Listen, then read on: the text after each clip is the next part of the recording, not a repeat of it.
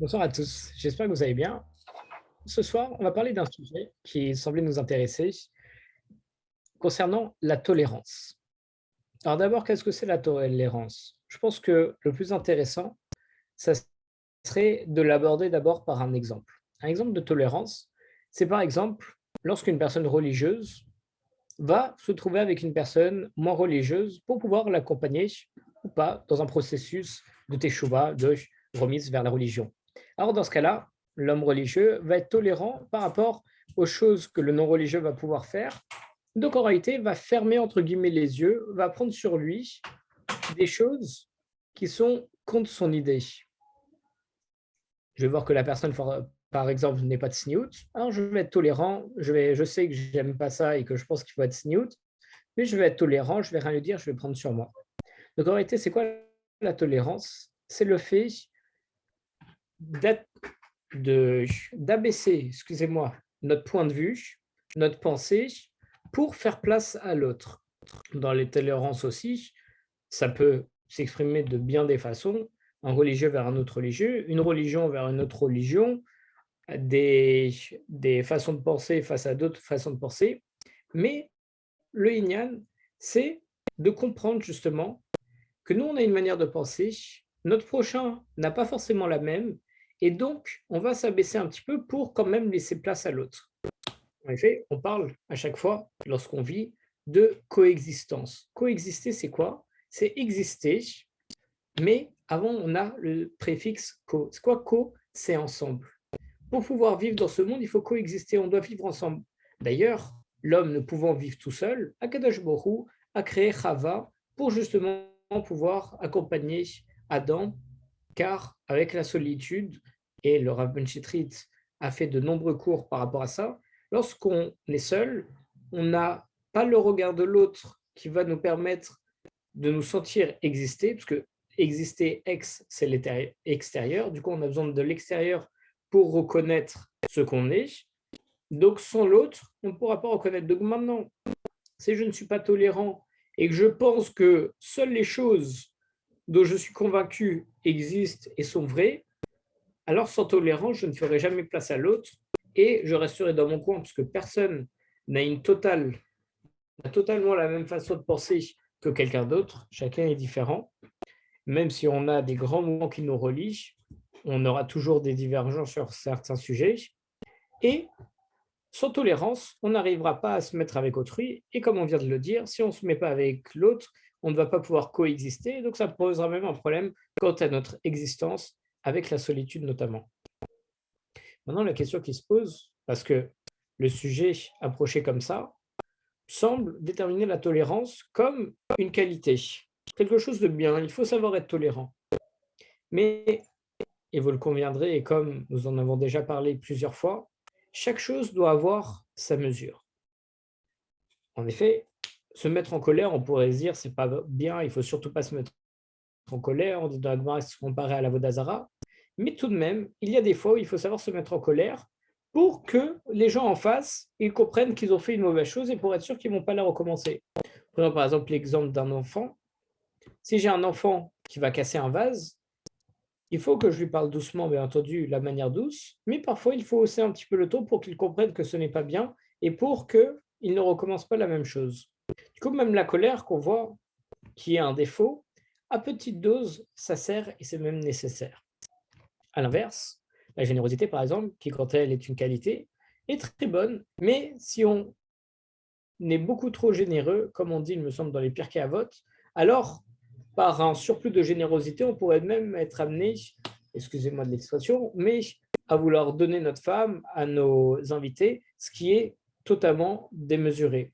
Donc même les qualités, il faut les faire dans une certaine mesure. Et combien de fois, d'ailleurs, on dit, je suis trop gentil, je me fais marcher selon les pieds parce que je suis trop gentil. Justement, le mot trop, comme on dit trop, c'est l'ennemi du mieux.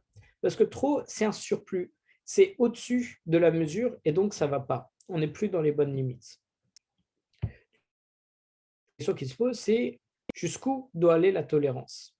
Alors, la tolérance, comme on l'a dit, c'est pour que notre être n'ait pas, entre guillemets, de friction ou en tout cas ne coupe pas de lien avec un autre être, avec autrui. Mais ce n'est pas pour autant que ça doit nous amener à créer un pont entre ce que je pense non juste et ce que l'autre pense juste. Je m'explique. La tolérance, pour reprendre le premier exemple de l'homme religieux qui va accompagner le Baal Teshuvah, alors il doit accepter que l'autre puisse s'habiller par exemple pas de signaux ou bien pas mettre les tefilines tous les jours, mais pour l'amener au fur et à mesure dans la bonne mesure.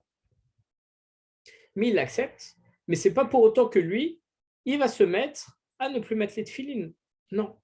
Être tolérant, c'est dire, tu fais quelque chose qui ne me plaît pas, c'est pas grave, j'accepte.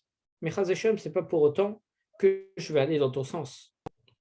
Et là où réside toute la difficulté, c'est lorsqu'on devra essayer de comprendre qui a raison et qui a tort, qui en réalité est dans le bon chemin et qui ne l'est pas.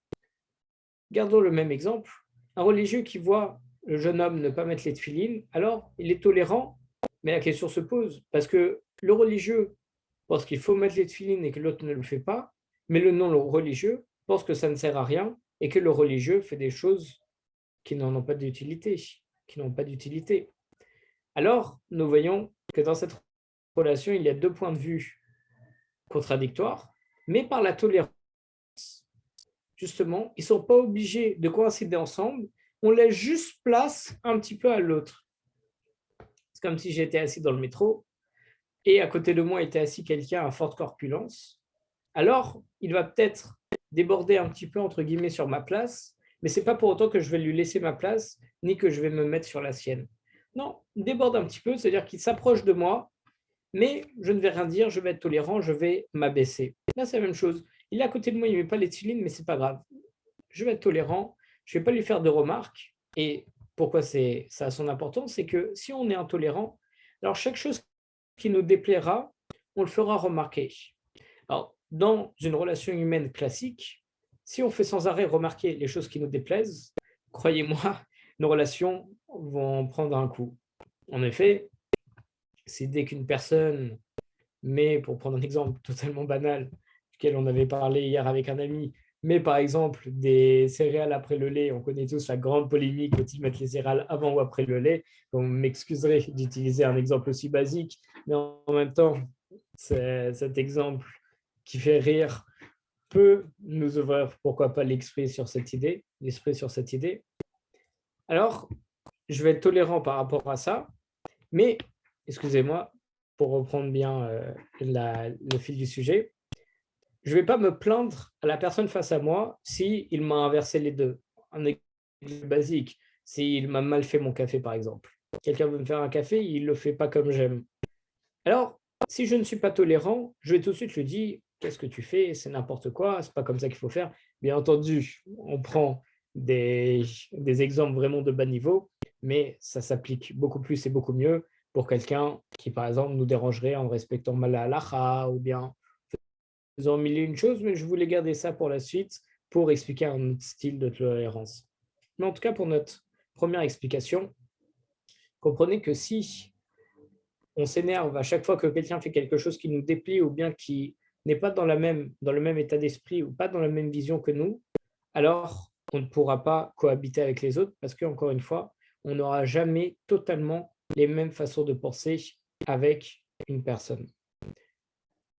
Un autre exemple de tolérance, c'est lorsque, pour reprendre encore une fois, le religieux qui va aider le Baal Teshuvah, si le religieux n'est pas tolérant, alors dès que le Baal Teshuvah va faire quelque chose de travers, ce qui va arriver parce qu'il est en train d'apprendre, alors il sera intransigeant et lui créera dessus et il mettra fin à toute sa dynamique, Chazé Shalom, à tout son processus, et à cause de lui, cet homme-là pourrait, Chazé Shalom, renier la religion et ne plus vouloir y retourner, étant donné qu'il était dans une dynamique de s'élever et de se remettre dedans, mais il est tombé sur quelqu'un d'intolérant, ne faisant que crier sur lui.